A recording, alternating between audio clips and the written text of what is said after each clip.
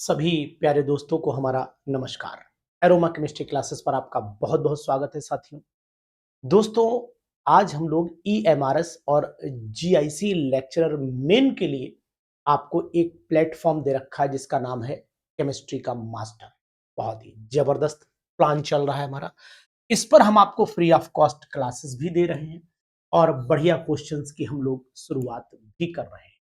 तो आप जानिए कि ये बहुत ही इंपॉर्टेंट क्लास है। आज के हमारे ये दोनों क्वेश्चन, क्वेश्चन सभी को आते हैं, लेकिन क्वेश्चन ये तैयार होता है कि आखिर ये लिखा कैसे जाएगा, इसमें कितना लिखना चाहिए, इन सब चीजों पर हमारी आज ये पूरी वीडियो आपके साथ। तो चलिए, बिना देर करे हुए हम लोग आगे बढ़ते हैं इसी क्वेश्चन की सीरीज में। दो क्वेश्चन है। पहला question, CH4NH3 H2O all have the same hybridization but different shape। यानी तीनों के अंदर अगर हम हाइब्रिडाइजेशन देखते हैं तो तीनों की हाइब्रिडाइजेशन सेम है, लेकिन शेप डिफरेंट आ रही है। और वहीं पर अगर दूसरा क्वेश्चन देखें तो Na positive, Mg di positive, Al tri positive all have same electron but different rates. बहुत ही जबरदस्त क्वेश्चन है। अगर हम लोग बात करें आपसे इस टॉपिक पर, तो यहाँ बहुत ही इंपॉर्टेंट बात ये होती है कि हम लोगों को आखिरकार कैसे इसको लिखना चाहिए। बहुत ही जबरदस्त, वेरी वेरी इंपॉर्टेंट। यहाँ ध्यान देना पड़ेगा कि आखिरकार क्वेश्चन का क्या पैटर्न होगा। बहुत ही सुपर, वेरी वेरी इंपॉर्टेंट। तो चलिए हम लोग बात कर लेते हैं क्वेश्चन के शुरुआत से, यानी कि सबसे पहले क्वेश्चन नंबर 1 का सॉल्यूशन रखेंगे, उसके बाद क्वेश्चन नंबर 2 का सॉल्यूशन आपके सामने लेकर के आएंगे। तो चलिए हम लोग क्वेश्चन नंबर 1 का सॉल्यूशन आपसे डिस्कशन कर लेते हैं। तो क्वेश्चन 1 क्या कह रहा है वो क्वेश्चन आंसर नंबर 1। तो यहां से शुरुआत कर लेते हैं, यहां से लिखते हैं आंसर आंसर नंबर 1। ये आपको मैं पीडीएफ डाल दूंगा ग्रुप में। बहुत ही जबरदस्त, वेरी वेरी इंपॉर्टेंट। तो समझिएगा बात को ध्यान से। पहले कहा है कि CH4, एक तो मॉलिक्यूल दिया है CH4, एक मॉलिक्यूल दिया है NH3 और एक मॉलिक्यूल दिया है आपका वाटर। इन तीनों मॉलिक्यूल की पहले हम लोग स्ट्रक्चर को ड्रॉ कर लेते हैं, यानी कि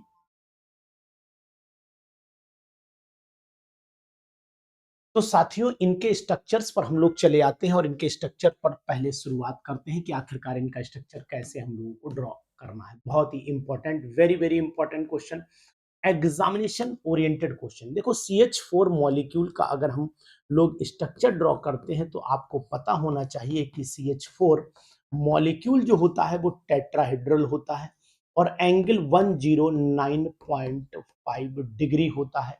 और इसी के नीचे अगर हम लोग हाइब्रिडाइजेशन की बात करें तो sp3 हाइब्रिडाइजेशन होती है। अब यहीं पर आप एक काम ये कर लो, सबसे बेहतर रहेगा, सबसे इंपॉर्टेंट रहेगा कि अगर हम लोग यहाँ पर हाइब्रिडाइजेशन लिख रहे हैं तो यहाँ पर लिख दें लोन पेयर की बात कर दें, यानी कि लोन पेयर यहाँ पर कोई भी नहीं है, कोई लोन पेयर नहीं है, नो लोन पेयर मैंने यहाँ पर लिख दिया है। आप लिख सकते हो कि कोई लोन पेयर इस पर नहीं है साथियों। अब आपको करना क्या है, इसके बाद स्ट्रक्चर ड्रॉ कर देना है फटाक से। किसका स्ट्रक्चर ड्रॉ कर देना है? फिर आपको ड्रॉ कर देना है अमोनिया। ये हमने अमोनिया का मॉलिक्यूल बना दिया और अमोनिया के मॉलिक्यूल में हम क्या करते हैं, इसके स्ट्रक्चर को भी यहां से ड्रॉ कर लेते हैं। ये अमोनिया का स्ट्रक्चर हमने ड्रॉ कर दिया, लेकिन आपको बताने की कोशिश करेंगे यहाँ पर जो ये एंगल है ये 107.5 डिग्री का है और यहाँ हाइब्रिडाइजेशन तो sp3 ही है, लेकिन लोन पेयर की अगर मैं बात करता हूं तो एक लोन पेयर अवेलेबल है इसके ऊपर, ध्यान दीजिएगा। इसी तरीके से अगर हम लोग वाटर मॉलिक्यूल को देख लेते हैं तो वाटर मॉलिक्यूल में भी वही कंडीशन है कि वाटर मॉलिक्यूल में दो लोन पेयर होने के कारण एंगल और घट गया है 104.5 डिग्री। हाइब्रिडाइजेशन सेम है sp3, लेकिन लोन पेयर यहां पर दो हो गए। तो कितनी अच्छे ढंग से आपने यहां रिप्रेजेंटेशन कर दिया। अब आपकी यही क्लास आपको ये बता रही है, नो एलपी यहां पर लिख दो सिंपल। तो अब आपको यही क्लास ये रिप्रेजेंट कर रही है, एक्सप्लेन कर रही है कि in CH4 molecule there is no lone pair, in ammonia molecule there is one lone pair, in water molecule there are two lone pair. That's why according to Vesper theory, अगर valence shell electron pair repulsion की बात की जाए तो यहाँ नाम इस theory का जरूर लिख देना है, अकॉर्डिंग टू VSEPR थ्योरी। यानी कि अगर इस थ्योरी को देखें तो इस थ्योरी के ये नाम आपको जरूर लिखना है, according to valence shell electron pair repulsion in CH4 there is no lone pair, in ammonia molecule there is a one lone pair, that's why lone pair repel to the bond pair and bond angle decreases from 109.5 degree to 107.5 degree. But in the case of water molecule there are two lone pairs, that's why lone pair repulsion, यानी कि इसके अंदर देखो तो यहाँ पर केवल bond pair repulsion है। यहाँ पर अगर केवल आप देखोगे तो बॉन्ड पेयर रिपल्सन है, यहाँ पर देखोगे तो लोन पेयर और बॉन्ड पेयर रिपल्सन है, ठीक है। और बॉन्ड पेयर तो है ही इसके अंदर, वो तो दिक्कत है ही नहीं। और इसके अंदर देखोगे तो लोन पेयर रिपल्सन भी है, lone pair bond pair repulsion भी है, और यहाँ पर बॉन्ड पेयर और आपका बॉन्ड पेयर दोनों रिपल्सन यहाँ पर आपको दिखाई देंगे। ये कंडीशन आपको यहाँ पर नोट कर लेनी है। तो यहाँ पर बॉन्ड पेयर और बॉन्ड पेयर रिपल्सन भी आपको दिखाई दे रहा है। तो ये हो गया पहले वाले का आंसर। तो साथियों, आपको जरूर समझ में आया होगा कि आखिरकार हमें इसमें क्या करना चाहिए। बहुत ही इंपॉर्टेंट क्वेश्चन है, बहुत ही सुपर क्वेश्चन है, जबरदस्त क्वेश्चन है, और इस क्वेश्चन को आपको परीक्षा के लिए तैयार कर लेना चाहिए, ये मेरा मानना है। बहुत ही जबरदस्त, वेरी वेरी इंपॉर्टेंट। दूसरी बात मैं आपसे ये कहने की कोशिश करूंगा कि अगर आप लोग दूसरे क्वेश्चन, जो मैंने दूसरा क्वेश्चन दिया था कि दोनों मॉलिक्यूल की अगर मैं बात करूं, तो क्वेश्चन आंसर नंबर हम लोग सेकंड पर चले आते हैं। बहुत ही अच्छा क्वेश्चन है, आंसर नंबर हम लोग ले लेते हैं अब सेकंड, बहुत ही इंपॉर्टेंट। चलिए मैं ये वाला यहां पर लिख देता हूं, आंसर नंबर आपका हो गया सेकंड। बहुत ही जबरदस्त क्वेश्चन ये भी था कि अगर हम लोग Na पॉजिटिव ले लें तो Na पॉजिटिव का इलेक्ट्रॉनिक कॉन्फ़िगरेशन लिखें 1s2 2s2 2p6 हो गया। यानी इलेक्ट्रॉन अगर मैं देखता हूं तो यहाँ पर केवल इलेक्ट्रॉन कितने हैं, 10 इलेक्ट्रॉन है। इसी तरीके से मैग्नीशियम डाई पॉजिटिव को अगर मैं लिखूंगा तो यहाँ 1s2 2s2 2p6 में लिख दूंगा। इसी तरीके से एल्यूमिनियम ट्राई पॉजिटिव को जब लिखूंगा तो 1s2 2s2 और आपका 2p6 यहाँ पर लिख दूंगा। बहुत ही जबरदस्त, बहुत ही फंडामेंटल। अब यहाँ पर करना क्या है, हमें कुछ नहीं करना है, Na पॉजिटिव और यहाँ पर लिखना है Mg डाई पॉजिटिव और साथ में यहाँ पर लिखना है Al ट्राई पॉजिटिव। अब साथियों हम लोगों को क्या करना है, यहाँ इलेक्ट्रॉन लिख देने हैं। इलेक्ट्रॉन कितने हैं वो आपको समझना है। यहाँ भी 10 इलेक्ट्रॉन है, यहाँ भी 10 इलेक्ट्रॉन है, यहाँ भी 10 इलेक्ट्रॉन है। लेकिन अगर मैं प्रोटॉन की बात कर लेता हूँ तो प्रोटॉन यहाँ पर कितने हैं, प्रोटॉन यहाँ पर आपके 11 हैं, यहाँ 12 हैं और यहाँ पर 13 है। एज द न्यूक्लियर चार्ज, यहाँ पर देखो अगर हम लेफ्ट टू राइट चलते हैं तो न्यूक्लियर चार्ज बढ़ रहा है, तो यहाँ पर न्यूक्लियर चार्ज जो है वो लिख देता हूँ। न्यूक्लियर चार्ज क्या कर रहा है, न्यूक्लियर चार्ज इंक्रीज कर रहा है, न्यूक्लियर चार्ज इंक्रीजेस।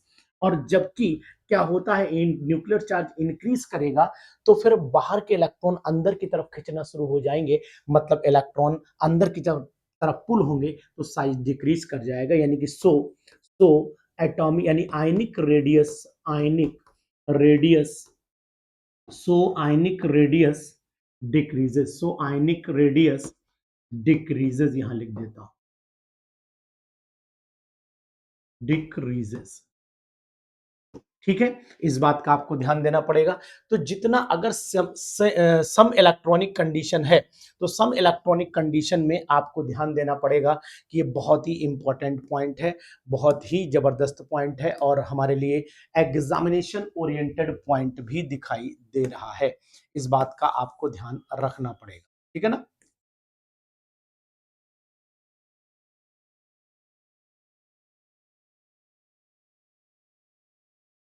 एक मिनट का समय दिए जी, ठीक है।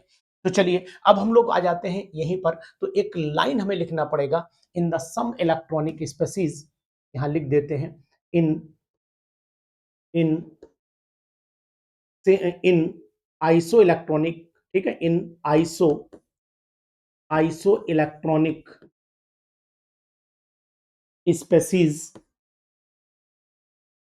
इन आइसो इलेक्ट्रॉनिक स्पेसीज, ठीक है ना, समझ में आ रही बात।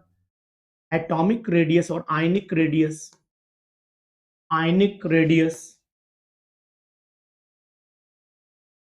डिक्रीजेस विद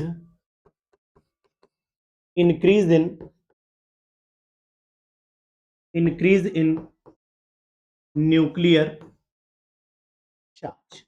इतना अगर आप लिख देते हैं ना तो साथियों नंबर आपको 100%। तो बहुत ही अच्छे क्वेश्चंस की शुरुआत मैंने की है। इन क्वेश्चंस को आप जरूर करिए और मेरे अकॉर्डिंग तो इन क्वेश्चंस को अगर आप करते हैं तो मैं जरूर आपको राय दूंगा कि आपको 100% जो है वो बेनिफिट आपको मिलेगा एग्जामिनेशन।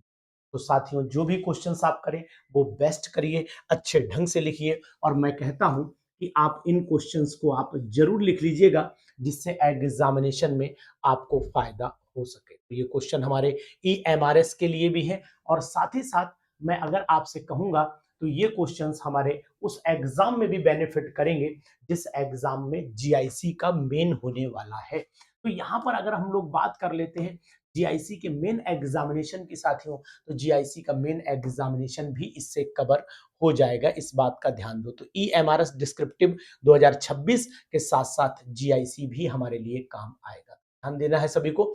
आप इन क्वेश्चंस को जरूर प्रिपेयर करिए, हम आपके साथ में हैं और आप वीडियो को दोस्तों में जरूर शेयर कर दीजिएगा क्योंकि हम चाहते हैं कि आपकी तैयारी अप टू द मार्क चलती रहे और हम लगातार अपने दोनों चैनलों पर स्टडी मटेरियल अपडेट करते रहें। Thank you, have a nice